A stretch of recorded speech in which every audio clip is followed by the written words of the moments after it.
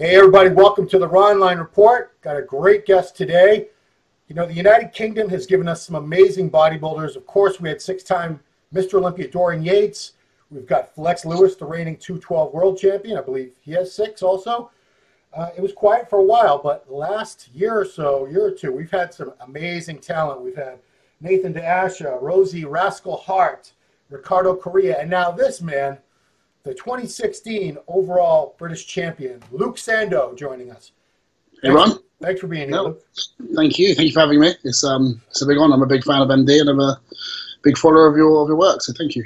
Full disclosure, everybody, we did this interview 5 days ago, and I'm a tech moron, and the program I use is all glitchy, but Luke is a sport, and he's doing it again for us, so thank you so much, Luke. Oh, no, thank you for having me twice. This is the sequel, but nobody knows. The first one was a bit more raw and uncut. Yeah, that was a dress rehearsal. Yeah, this is the PG-13 one.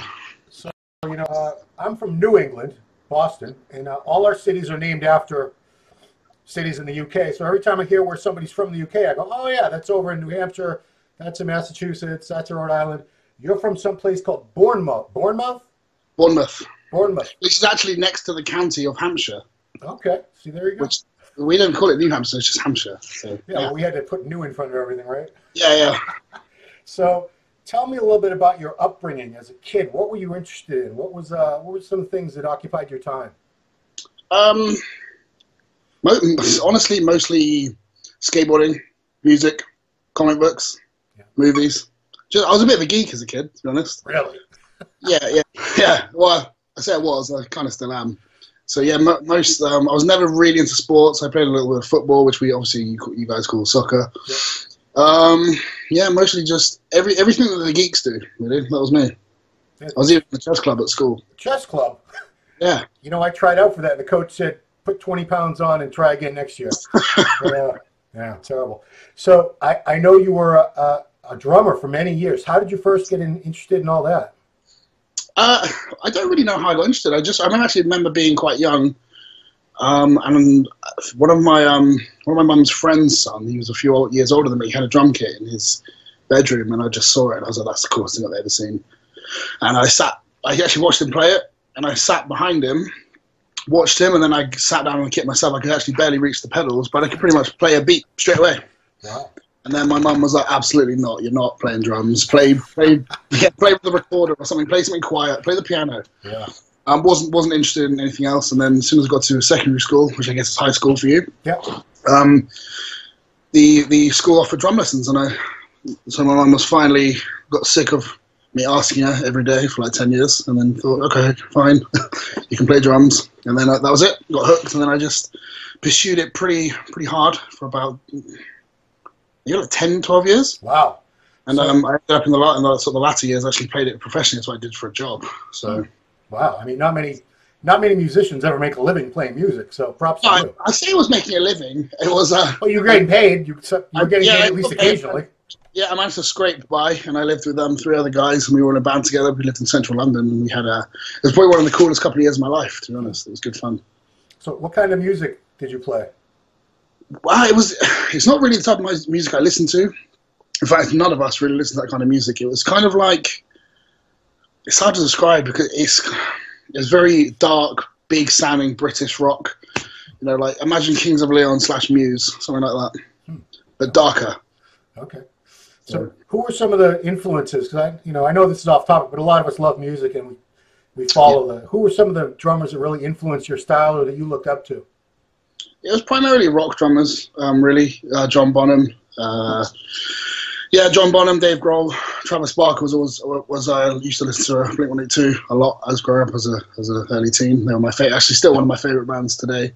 Yeah. He's technically very proficient, so he was somebody I emulated a lot. And he's a lot of drummers don't like him, but he's very, very diverse, and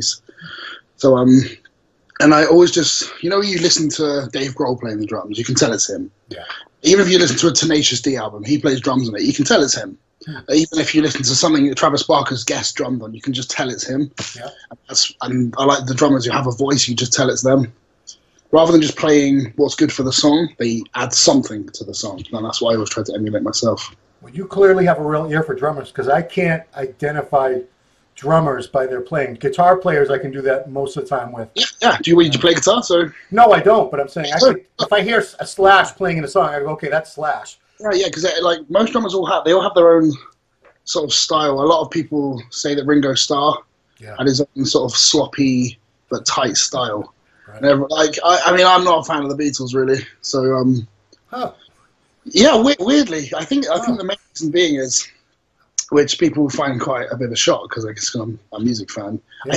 I think it's a bit ruined for me now because everyone who's come since the Beatles sounds like the Beatles. So when I listen to the Beatles, it just sounds pretty normal to me because but they were the first, so I have to sort of appreciate that. Yeah. Interesting. So how does all that, and also comics? When did you first start getting into comics? How young do you think you were? I was pretty young. I think every kid wants to be Spider-Man or the Incredible Hulk or Superman. Yeah. My mum used to buy me, the occasional comic. They were pretty hard to come by back then. They're a lot easier to get now. But luckily, there's a local shop on the corner of our road that sold X-Men and Spider-Man, and just to pick me up those. And then I got a little bit older, and then I rented Watchmen from a library. I was probably 11, maybe 12, and read it, and I was like blown away because I didn't realize that. I thought comics are superheroes, and then you read Watchmen, it's really dark, and then I read The Dark Knight Returns, and I sort of opened up this whole world of storytelling and comics for me. And at this point in time, there were no big comic book movies apart from Blade and some shitty old films. It's pretty good. Now it's every other movie is based on a comic. Yeah, exactly. I mean, what a world we live in now. Yeah. I mean, I can't imagine what I'd be like at sort of 10 years old watching, the Avengers. I mean, my son goes crazy when he loves it all as well. Which superhero movies do you like the best? Which ones do you think are the best? Which series or franchise? I don't really have a particular favorite. I mean, I'm in terms of comic books, I prefer DC comics over Marvel. Yeah. But their films have been a little bit weak. But I loved Man of Steel. I did really like Batman, Superman. Justice League was a bit shit, to be honest. But I think I like a lot of the more indie ones. Like Dread is incredible. Yeah. I don't know. Okay. It just, if it's good, it's good. Right. So was that your first exposure to muscular physiques? Was the comics and the way that the characters were drawn? Yeah.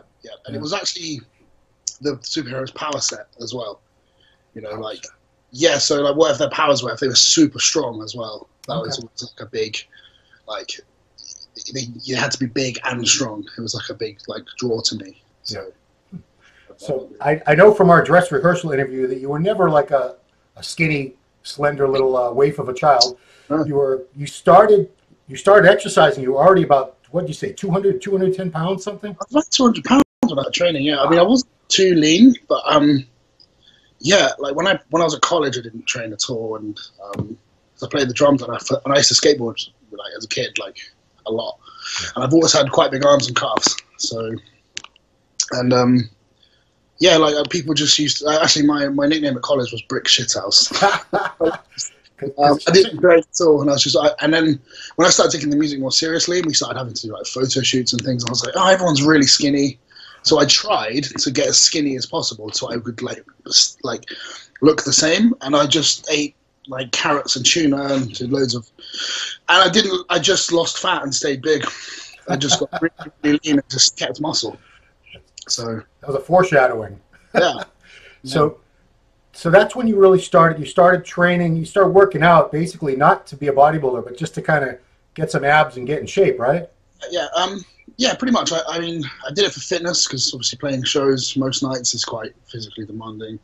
I used to take my top off a lot when I played, and that wasn't a vanity reason. It was just because I would pour in sweat, and I thought if I'm going to take my top off, I can't be a fat shit. So, yeah, I used to do that, and then when I started training, I had no interest in sort of bodybuilding as such. It was more I just wanted to look pretty good.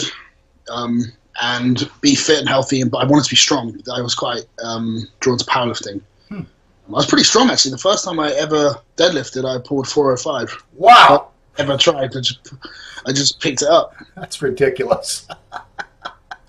Okay, I'm going to repeat that, everybody. The first time he ever deadlifted, he pulled 405. So Take that to the bank, everybody. Yeah, just to back up a second, I've noticed if a band ever has one guy in the band with a shirt off, it's always the drummer. Travis Barker always had his shirt off. Tommy Lee and Motley Crue always had his shirt off. I think that's the most physically demanding part of the band is the drumming. This is what everyone forgets. Like when you're on tour, I had to set my drums up every night. That would take about an hour. Yeah. And all the guitarists do, they just plug it in, go and have a beer, and I'm there sweating to death, building a whole drum set, like getting my notes out, making sure I've got everything. Yeah. So, I mean, being a drummer is way harder. Okay. It's not a real instrument, but it is the hardest. And it is the coolest. And then who says it's not a real instrument? Well, it isn't. You can't play a tune, can you? Well, I guess. I mean, I could listen to drum solos. I used to go to Rush concerts and listen to Neil Peart go for 20 minutes straight. Yeah, Neil Peart's the man. I always thought he was. So, funny, I want you to tell the funny story of how you basically became a bodybuilder because your mom went out and got you the wrong magazine at the store. Yeah. Tell me that. So going back to how I sort of wanted to look, I had no idea about nutrition or how you had to eat. I was basically starving myself. So I used to buy like the men's health magazines, men's fitness. I think I got really hardcore at one point and bought a Muscle and Fitness. Oh, boy. It's really hardcore. So that sort of taught me the basics of how a training split and a rough diet outline. It was pretty good. It was like there's some easy things to follow in there. There's a bit of inspiration. Let's get all the pictures and things. And I said to my mum one day, I was like, "Can you just grab me one because I haven't got time?" And she picked up a Flex magazine, and it had Johnny Jackson on the cover. Oh yeah. Yeah. I must have read. I mean, at first I was like, "This is gross." And then I must have read that magazine 100 times. Wow. Yeah. And that was it. You said I look like one of these guys. Not at first. I think my mum was like, because my mum was like, "What? This is disgusting. Why would anyone look like that?" And she pretty much still says that to me now. But yeah, because I mean, obviously, I'd only read comic books. I didn't know people could actually look like that. Right. I mean, everyone grows up with Arnold and even some others like Sylvester Stallone, but they're not. I mean, Arnold, as impressive as he was in the movies, he wasn't quite the competitive Arnold, and he wasn't Johnny Jackson on the cover of Flex magazine. So when I saw that, I didn't realize a person could look like this. Right. So it was like a whole, like, you can actually do this. So that was another thing. So how long did it take you to go out and join a real gym and start learning everything? I think I actually joined a gym in London. It was actually that Muscleworks gym. Muscleworks. Yeah, that was one of my first proper gyms. I only trained there like twice a week. Wow. I was pretty intimidated, but the owner was cool. It was actually Muscleworks 2. So it wasn't the original one. It was the other one, which is in Stoke Newington, in London. And that was and I used to do my cardio and train in there just to keep in shape. And then so there I saw bodybuilders in there as well, and I sort of got more and more drawn into this. And when the music started fading out around sort of when I was about 21, 22, I was like, I want to pursue this. Which is stupid, really. Think about it. Like I was 21, 22, and I was like, I want to be a pro bodybuilder. Yeah. You didn't know how difficult that was going to. I had absolutely no idea. I had no idea because I found it came quite naturally to me in terms of the physicality, and I never had issues locking into a diet or sticking to my training. It just became part of my life very quickly. Yeah. So I thought I'd do this for fun, so I may as well compete, and I always had it in the back of my mind, and then. Yeah, so maybe 22 is when I started training to be a bodybuilder. So, because by 23 years old, you entered and won your first show. Yes. Within a year of training. Yeah. Wow. So that was UKBFF South Coast in England, and I won the junior class. Yeah. I had absolutely no idea what I was doing. I did the prep myself.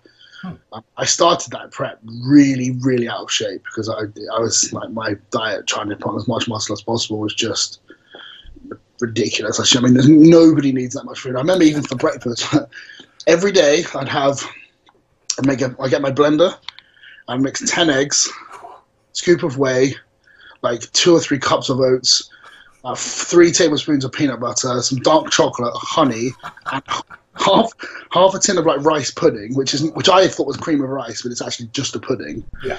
And Greek yogurt, and I'd blend this all up and it'd be like thick, and I'd have that every morning. It must have been like at least 2,000 calories in this thing. Wow. You were prepping on that? No, this was when I was trying to get muscle. We tried to bulk. Okay. Yeah, and then like every meal I'd eat 5 meals a day, which would be a ton of pasta, loads of olive oil with chicken and cheese and grated on the top.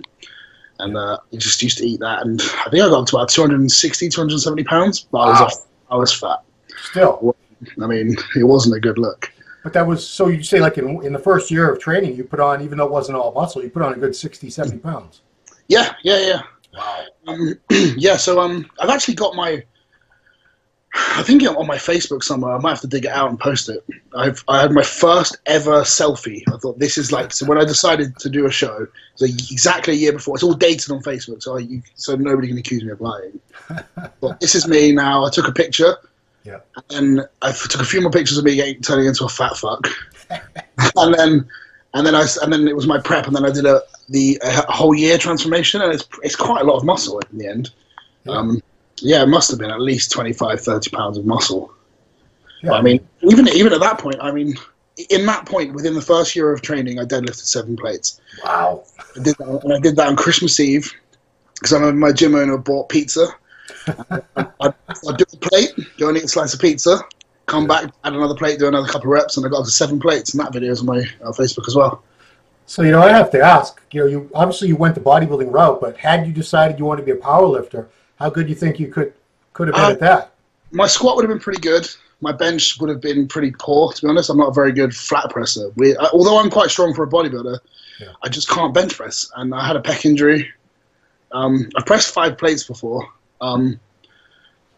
It's not comfortable. Deadlift is fine. It's a nice, because I'm not very tall. Right. So it's quite a nice lift for me, but yeah, it's as soon as the muscle started coming with the training, it drew me to that a lot more than the strength. But I've always used the powerlifting sort of DC training, progressive overload. I've always used that as the crux of my training. I've always used that as my as my training, really. Yeah, well, let's talk about DC for a second, because it's a very popular training method. It's been around now for, I want to say, about 15 years. Obviously, Dave Henry's probably the most famous guy that's followed it long term. Mark Dugdale was doing it for a while. On the MD board, we got a guy named Big Oso, big super heavyweight that's fit into it. I did it for a good 2.5 years myself, and I love the aspect that it had that logbook, and you knew exactly whether or not you had a good workout or not, because either you beat your numbers that you had set out for yourself from last time or you didn't. Yeah. Was that your favorite part of DC? Yeah, I love that. I mean, I think it is designed for advanced trainers, and I wasn't particularly advanced when I started it, but it still worked because I just had it in my head. I knew how to train. I could sort of tap into that intensity straight away. I didn't have to. A lot of people have to learn that, and I think what happened was, going back to when my mum bought me that Flex magazine, there's a little pamphlet inside, a Dorian Yates little training pamphlet. I might still have it somewhere, and it was all about his method of training. And he was obviously big on progressive overload, so I sort of emulated that. And when I started Googling it, the whole DC training came up, and I found like the whole cycles for pennies. I found a whole blogspot thing where all of Dante's posts had been put up on a. So I started designing my own training around that, and it did work massive. I think I did it for about 4 years. Wow! And it's only been the last couple of years where I've sort of just expanded on it. My principles are still the same.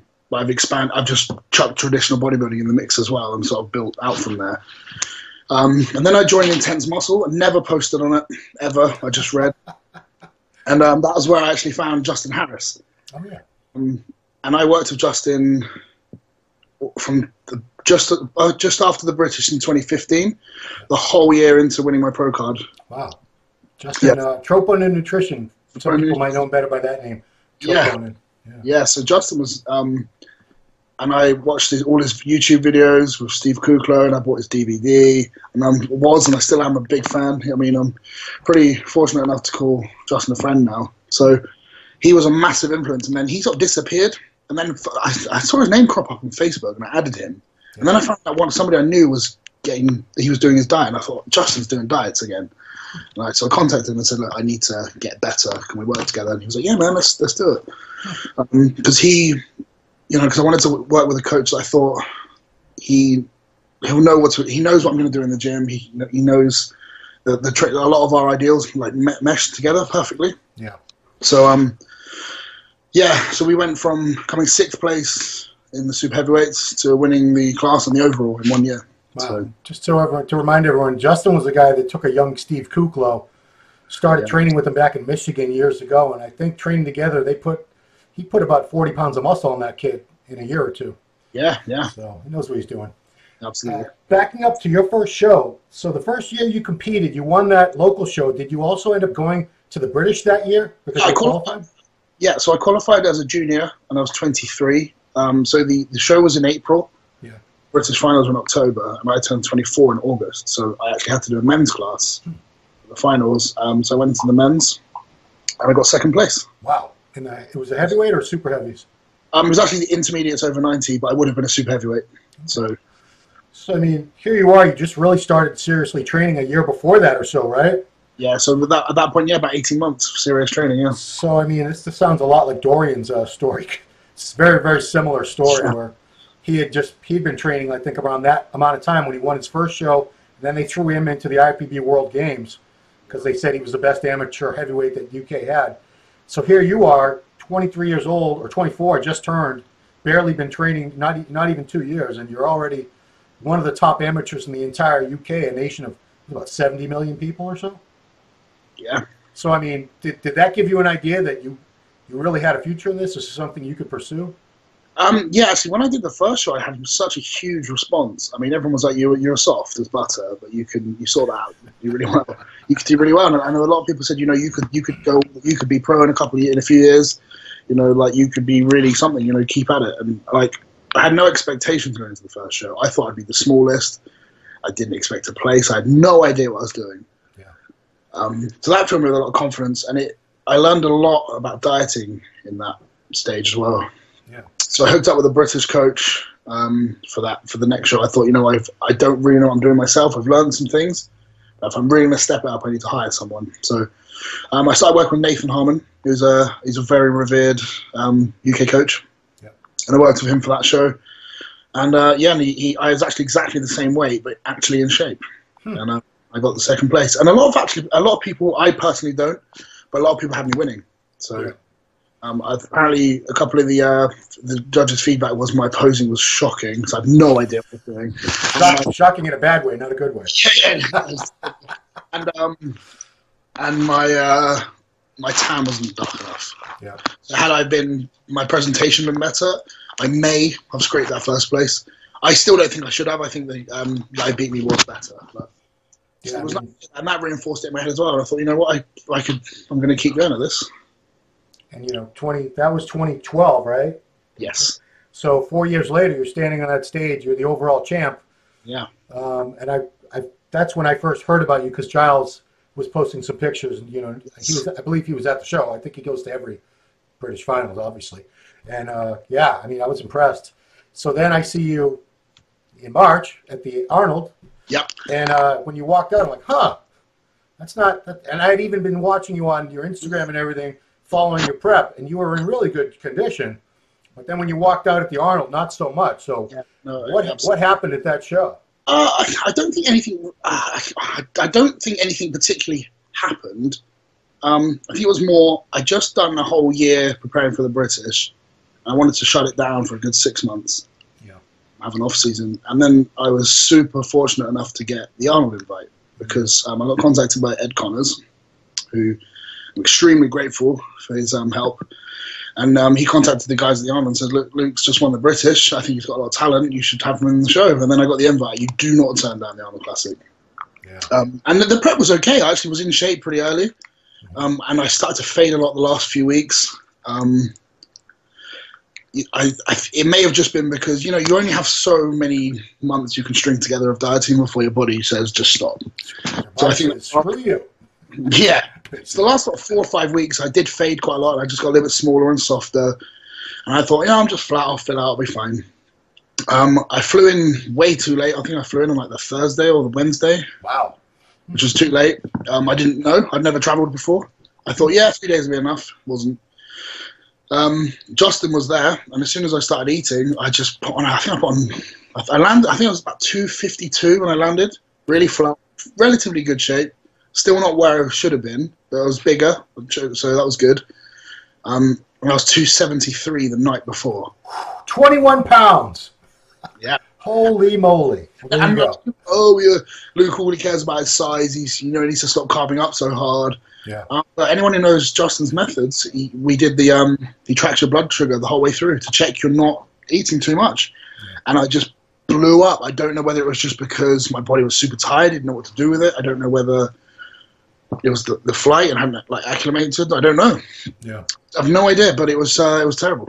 I mean, to your credit, you had a really good look, structure, shape, a real nice round fullness to the muscles. Yeah. You know, I was just saying, my God, if this guy was in shape today, woo. Yeah, I was big. Yeah, I was big. My Absolutely. legs were really down in size. But I think that's because I had to do more cardio to get in shape because my body wasn't responding the same as it was for the British. Yeah. But you don't really know, and you don't really see that until hindsight, until you look back. Right. But Justin did a really good job, and he was there with me every step of the way into the show. Nothing went wrong, just nothing went right. All the things we'd done for the finals just didn't work this time. So it's just one of those things. Yeah, I mean, let's remind people you're about 5'8". On a good day. On a good day, yeah. I used to be 5'8".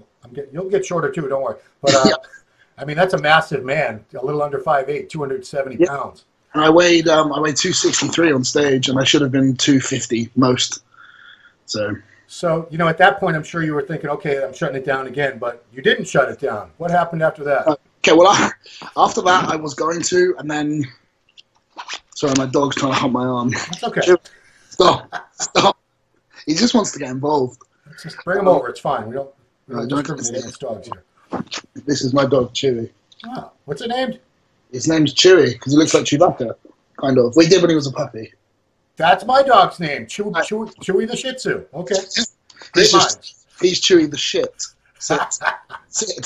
So yeah, so then after the Arnold Classic, I thought, I need to redeem myself. I can't let that be my pro debut, and I couldn't let it slide. I was really stubborn, so I decided to do the Vancouver. Which was how many more weeks away was that? It was like 20. Wow. So I had a few weeks off, and I pushed my body weight back up. I thought, that'll help me sort of get back, and instead of staying down, I think if I go back up and come back down, that'll be easier. And I went back up just fine. Wouldn't come down. Like, my body was just like not having any of it. I tore my hamstring quite badly about 5-6 weeks out, so I couldn't do my cardio. How'd you tear your hamstring? I wasn't anything heavy. I was warming up on a single leg press. Me and my training partner Ben, we were doing just a little circuit of adductors, abductors. Just get everything nice and warm before we did anything heavy, and it just tore. You're deadlifting 800 pounds like every week, and nothing happens. Exactly. Exactly. So that tore. And he actually, 2 weeks out, I actually emailed the promoter and said, I'm not doing the show. And she was like, that's fine. I told her about the hamstring injury. I sent her some pictures of my black leg. Yeah. And then I sort of woke up the next day and thought, I'm going to have to go. I mean, I've already made the commitment. Granite Supplements are going to be putting a booth there for me to attend, so I can't let anyone down. Yeah. Shouldn't have done the show, but and I let myself down in the point that I didn't look very good. Yeah. But I'm happy that I saw it through to the end, and that's, if I can make it through that prep, I can make it through any prep. Sure. And that was April or May, I believe. Was that show? Or June? When was it? In June. I can't even remember. I think it was June. So what have you been up to since? Have you have time to rest up and recharge and get back, reset everything? I backed off for a good 3 months. Barely trained. I didn't eat much. Let my body rest. Let my hamstring heal up. Then I had an off season, and about a few months off season, I actually made some good improvements because I was rested for the first time in a long time, and I stayed in shape relatively. And the plan now, which is not set in stone because I don't know, is to do the Arnold Classic again. I should find out whether I get the official invite next week, I'm told. Yeah, they better hurry up. I mean, it's almost December 15th when we're talking. So I've been prepping for about 3 weeks. I've dropped my body's been really, really responsive. I'm working with Chris Aceto. He's just somebody I've wanted to work with for a long time. He's Chris Aceto. He's the best. Wanted to try something. He doesn't have any methods. He's just got that experience, which is what I think I need somebody with that experience to help bring me in. Yeah. And I wasn't planning on doing it. at all. I had no. It wasn't even in my. I had no ambitions to do the show at all. I just got an email a few weeks ago saying, "Do you want to be added to the list?" I think they only just sent me like a courtesy email because I didn't this year. Yeah. So they said, "Do you want us to add you to the list?" And I was like, "Yes." And so they gave my application in. And it actually so happens that my training partner Ben is competing a week later. Oh, okay. So I'm going to apply. I'm going to try and go for it again. I've been told that if you've been top 10, you're pretty much a shoo-in for the following year. And I got 8th place. So hopefully I get it again. If I don't, I'll be disappointed, but at least I get to eat on Christmas Day. Yeah. But if I do it again, yeah. You know, I can't pretend that I know exactly how they decide, but I don't know either. But I just feel like if I got it, I know last year was a relatively weak lineup in terms of some of the other years. Yeah. But I got in for my pro debut. Well, I think they like to have, and I can't speak for the Arnold Classic committee. Obviously, I don't know. I know that they send out the lists to various people in the industry and ask their opinions. And I also think they like to have a good balance of, nationalities represented. So yeah. They wouldn't want to have 14 guys all from the USA. I'm pretty sure I'm the only British guy that's applied. I know Nathan Diasher's not doing it. My good friend Sassan Harati, he's not. And there's no other open class guys apart from obviously James Hollingshead, who's just won the British. He's taking a year off, so I'd be the only one from the UK throwing my hat in. And I've already done it, and I think I did. I don't think I let myself down. I think I actually looked okay in terms of everything apart from the condition. So they might be kind enough to offer me a chance to redeem myself. Yeah, I mean, it's not like you were out of place. It's just you needed to be a little sharp. You need to be sharper. That was it. And I've got Chris Acito in my corner. My body's fresh. I'm more motivated than ever because I've done the show. I know what to expect. It was the best experience of my life in terms of bodybuilding. Yeah. I want to have another crack at it. I know I can do. I know I can bring it, and I know I can do really well. If I can bring that slightly sharper than when I won the British. Yeah. All this new muscle I've accrued over the last off season, and obviously everything I haven't lost in last year's prep. Yeah. I think I can. I don't really care where I place as long as everyone's like, yeah, he's nailed it, good. Yeah, I would be very happy. Should be a good show. So yeah. I'm going to get to some of the questions from the forum, like we did last time. Yes. So first batch comes from George White, who posts as George UK. Good buddy over there from the UK. There you are. We lost you there for a second. Okay, so you already answered this last time we talked. First comic you got into and your favorite comic now, it's still The Watchmen, right? Yeah, Watchmen. It's Watchmen and Dark Knight Returns. I still think are two of my favorite comic books ever. And actually, my in terms of modern comic books, yeah, my favorite series of all time is Invincible, and that's Robert Kirkman. He writes The Walking Dead. Yeah, of course. It's his superhero comic. Oh, I didn't even know he had that. They've only got 2 more issues ever. Oh, boy. I've read every single one. I own every single one, and there's only 2 more issues. There's this month, and then January next year, and then the whole thing is done. Oh, boy. It's incredible. God, if the TV show Walking Dead when that ends forever, I'm going to cry my eyes out, let me tell you. Yeah, I haven't watched any of the new series at all, actually. I'm going to have to catch up. What's on your gym playlist, he wants to know? Metal. Any UK metalcore. So I don't know any of those bands. What are a couple examples of UK metalcore? The 2 ones I've been listening to at the moment are Architects. They're incredible. And Monuments are another one. They're my 2 sort of go-to bands at the moment. If I listen to music at all, which often I don't because I have a training partner and it's rude. Okay. I'm not asking his last question because it involved cakes and penises. So of course it did, George. I've rethought that one. Okay, so Mayor of Bodybuilding, Dan Dillon, he wanted to know about your Arnold Classic experience. We kind of just went over that. Yeah. Type of music, next content. How about best friend in bodybuilding? Who is your best friend in bodybuilding? My training partner, Ben Chow, and probably Jordan Peters as well. I host a podcast called the Sass Game with Banji Demeji, and IFBB Pro just won the British. James Hollingshead. I'd say between those guys, they're my closest friends within bodybuilding, for sure. Do you read bodybuilding forums? Honestly, I do read MD, and I still go back and look at Intense Muscle quite a lot because there's still some gems in there. Yeah. So yeah. You should post on MD, so you know. I did recently. I did. Oh, that's right. That's right. Yeah, I did. No, I did. I think I'm going to. I need to change. Can you change your forum name? It can be done, yes. And if anyone gives you shit, I will get rid of them. Don't worry. Yeah, I know. I want to take. Well, I want my forum name to just be my name. What is it now? I can't remember. It's on my. It just automatically logs in. Okay. So I have to find out. I have to let you know. But Big, it's something like Big Dog or something. No? it's something like something shit. Like, yeah. Okay. Next batch of questions comes from Giles Tiger Thomas. Yes. So first of all, he wanted to know, how did the Sass Game podcast come to be? It's actually Banji. He's the main host, and it's his brainchild, his like baby. Yeah. James was the first host he approached, and then they did a few episodes together. And they thought, oh, we need a third guy. James and I have been friends for a few years, and they invited me on, and it's just been snowballing and blowing up ever since. Is it a weekly thing? How often do you guys put one out? We do it every 2 weeks, sometimes more often. So if there's something to talk about, we'll do an episode even sooner. You know, for like post-Olympia show or show wrap-ups, things like that. Yeah. But normally it's fortnightly, every 2 weeks. Do you have you had guests on, or is it usually just you three? We do have guests. We're quite picky with our guests. Well, that's not true. I think we just like to get. We don't do interviews. We just get guys on that we like and we have a chat. We just talk shit with them, and we've had a few really good guests. I think we've got Evan Centopani coming on again. Oh, wow. Soon, because he's good friends with James. Yeah. We're all huge fans of Evan. He's always great to talk to. You know, we've had obviously Giles. He's been on a few times. Okay. And Curry on twice. Just had Josh Wade on recently. So Giles is coming on again soon, isn't he? Yeah, he's like our stand-in host. So if one of us are ill, he stands in for us. Okay. So yeah, Giles is great. So he's a good lad to have on. Evan was stuck in London for like a week one time because some volcano, I think it was in Iceland, Yeah, wasn't it? it shut down all the flights in Europe for like a week. Yeah.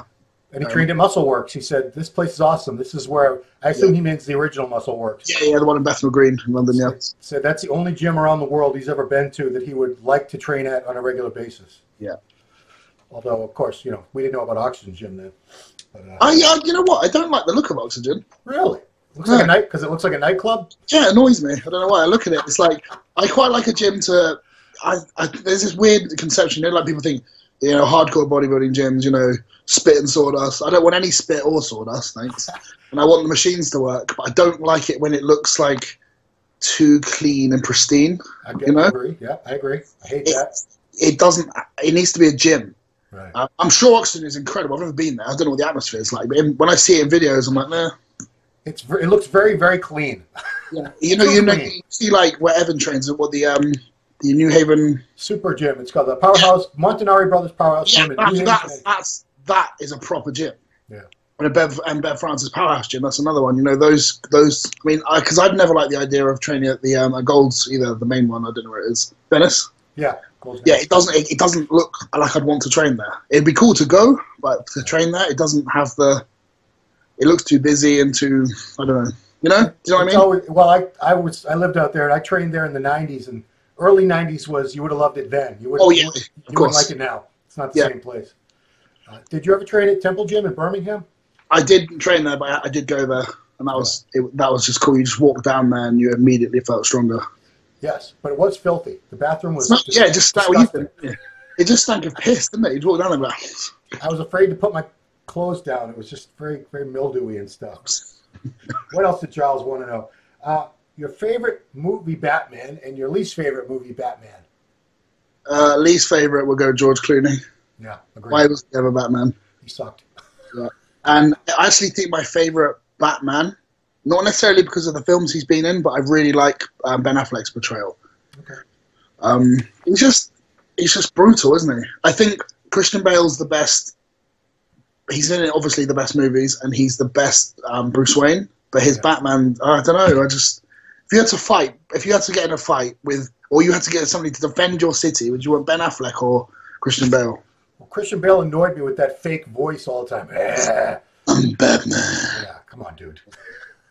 Still better than Adam West. So, can you imagine Adam West? I wish he was still alive. He should have done a comeback. That was my exposure to Bet. When I was a kid, I used to watch that show, and I did as well. Yeah, even as a little kid, I said, "Why is he chubby? Why does Batman have like a little belly?" I love his little white eyebrows as well. This is why I think I like The Dark Knight Returns so much, because I thought Batman just hung out of helicopters with a shark hanging off his leg. Like. And that's what I thought Batman was until I read The Dark Knight Returns. That happened in the Batman movie with Adam West. Actually. Yeah. Once a shark and a helicopter. Yeah, the shark repellent spray in his belt. So you got a question from Life Pulse, David Johnson, who is also a drummer. Yes. He wanted to know if your drumming, the mechanics of drumming have changed for you since you're, 100 pounds heavier now than you were back in the professional drumming days. Not massively. I think it's I get quite tight calves and forearms, and my hands get quite numb. Yeah. If I play quickly, but I've always played quite I'm quite wristy, So, no, I mean, Dave can probably answer this himself because he's a drummer himself. He's absolutely huge. So, yeah. I mean, no, not massively. I mean, I still own a drum set. I don't really play as much as I'd like. I'm sure your neighbors appreciate that.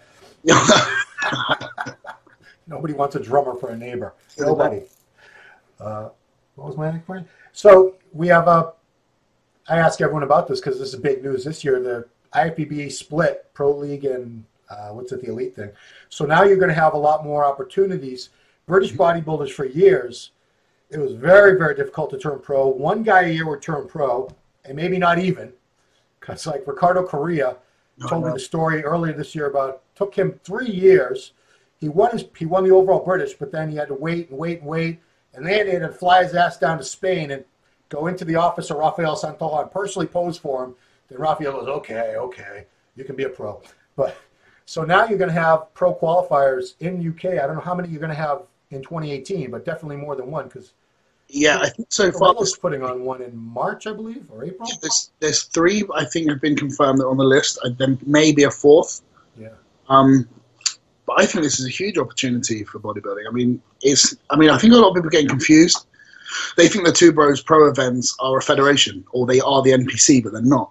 Right. They are just an IFBB Pro League event. They're not a federation. Anyone from any federation, like NABA, the PCA, they can all come in. They can compete with one federation one weekend, the following weekend have a go at their pro card, and it's open to everyone in the world, not just everyone from the UK. So in terms of bodybuilding, it gives the amateurs a lot more freedom. It's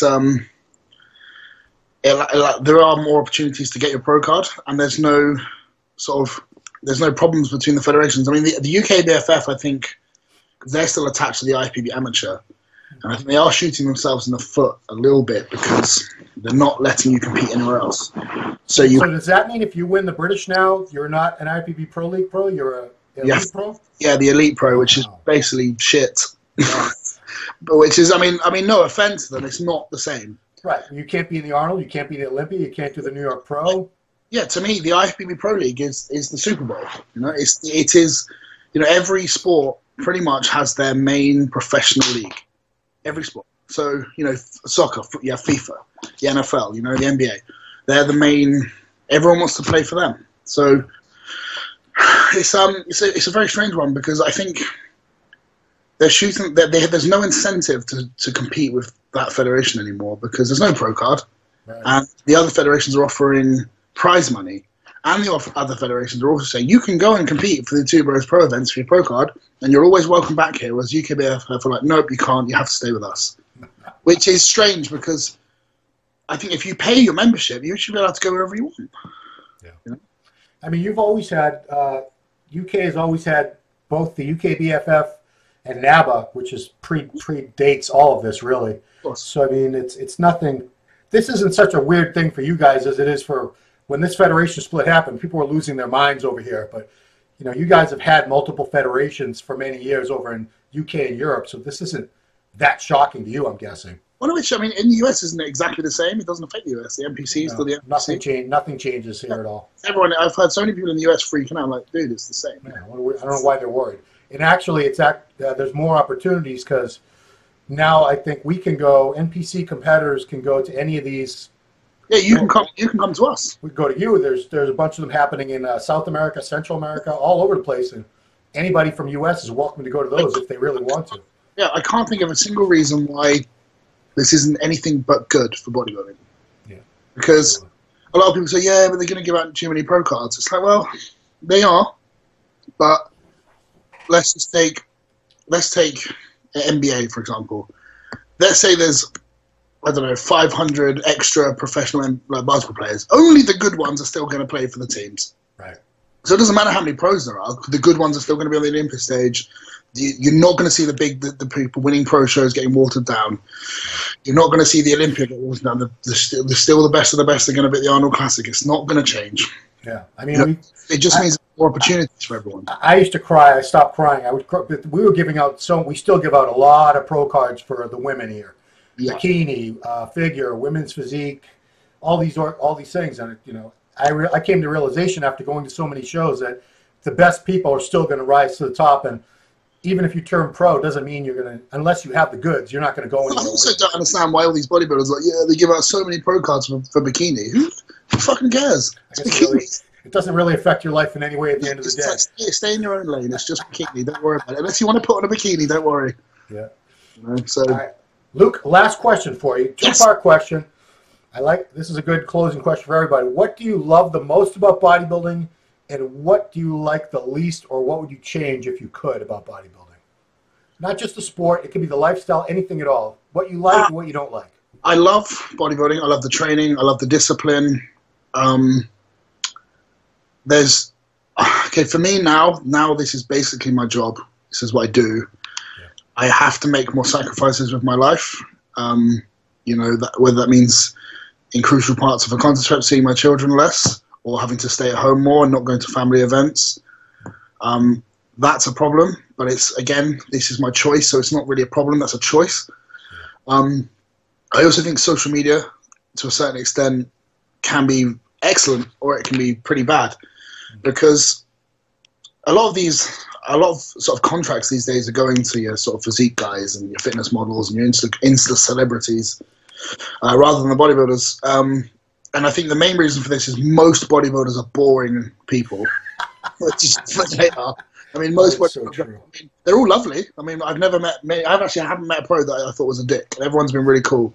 Yeah. But you need a personality. But that aside, in terms of the physical aspect of social media, it's forcing the ones that are doing well, and the ones that have to sort of capitalize on social media, they have to, maintain a certain look and a certain training intensity and a certain strength all year round. Yeah. There's none, to be able to have worth to your companies that you're picked up with, to be valuable, you need to be pretty much on it year round. Camera ready. So basically, let's be blunt. You have to be on stuff at least a moderate amount all the damn time if you want to look good all the time. So you either have to be able to wear a baggy t-shirt and lift stupidly heavy or you have to be in shape. You can't be fat and weak in the office and sell products. Which is a problem that I think in the 90s didn't exist, because you'd get paid a contract by a supplement sponsor. They would do a ton of photo shoots around a show, and that'd be it. They'd just use that year round. They would just milk it. And the rest of the year, you could stay home, play video games, smoke weed, chill out. Yeah, that's awesome. But there are a number of pros these days that I think are doing it so well. In terms of social media, one that really I always think is doing it really well is Dusty Hanshaw. I mean, he's another DC guy. And his social media is effortless. He's not the best pro. No. He wasn't the best amateur. He doesn't place well. He doesn't really care. But he gets paid. It's his job. And he's a professional. He's entertaining. He always puts that content. But I can guarantee you he's not on all year round. He's not pushing his body all year round. Yeah. But he sort of integrates that into his social media, which is why he's so popular. And there are a few guys doing this. He's just very, very clever. He's never forcing discount codes or trying to sell things. And I think that's the thing. And again, going back to most bodybuilders are boring, Dusty has a great personality. Right. Just people like him, I think, that's the great side. And there's other bodybuilders that are like, yeah, but I'm huge. You need to pay me. Right. I know that guy. Yeah. Yeah. So, that guy. But I mean, I'm very, very fortunate. I mean, I'm signed with Granite Supplements and I'm Rebel Clothing, and they've never pushed me to do anything that I'm not comfortable with. They've never pushed me to do anything. They just said, we want to sign you, do what you're doing, carry on being you. And I'm incredibly grateful for that, because I just do what I've been doing for free. So, cool. So let's get you some more followers. This is Connect. They can show on the camera. Luke Sandoe on Instagram. There he is. Posting away, looking great. See, that was my 2018 pro cards there. See that? Oh, okay. Oh, there it is. It came in the post yesterday. Is it laminated or no? No. One of my Batman statues has it in his hand. I'm going to leave it there.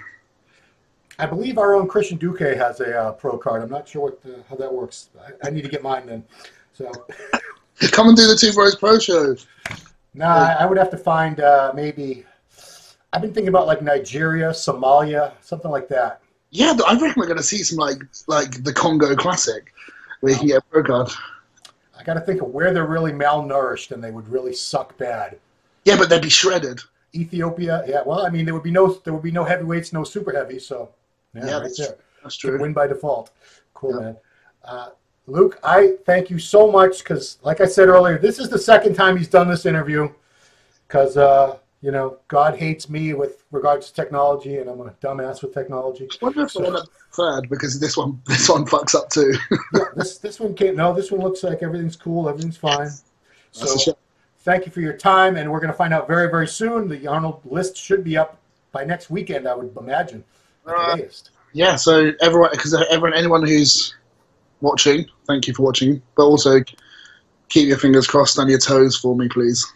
Yes. I want to see a shredded 265-pound Luke Sandoe. Why? Stomping on stage and challenging Dennis Wolf. Yes. Should be a good show. So thank you very much for the Ronline Report. It's been Ron Harris with the UK's own Luke Sandoe. Thank you.